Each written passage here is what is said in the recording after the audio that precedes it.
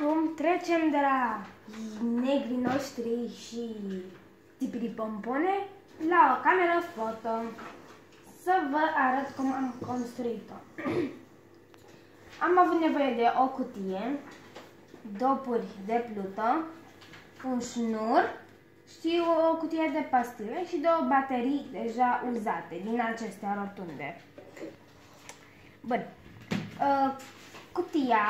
Cutiei am făcut o gaură aici, în așa fel încât acest tub să poate intra aici și două găuri care să fie identice, una aici și una aici, să te poți uita prin ele.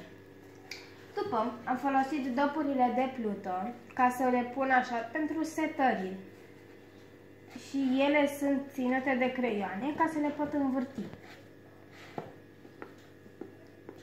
Aici este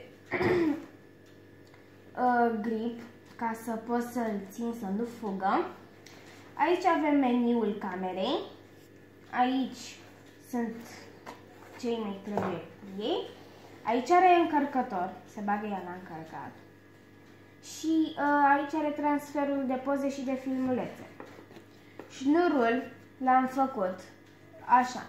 Șnurul l-aveam deja făcut. Am luat un dop de plută mare și l-am tăiat în două. Am băgat capăturile șnurului prin ele și l-am băgat aici, înăuntru cutiei, în așa fel încât șnurul să nu poată ieși.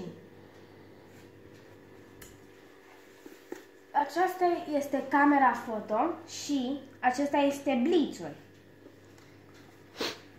Zâmbiți! Sper că v-a plăcut.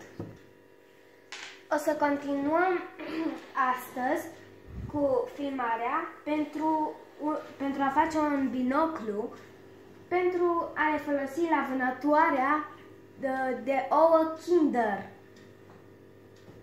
O cameră foto și un binoclu. Nu uitați să dați like și să vă abonați.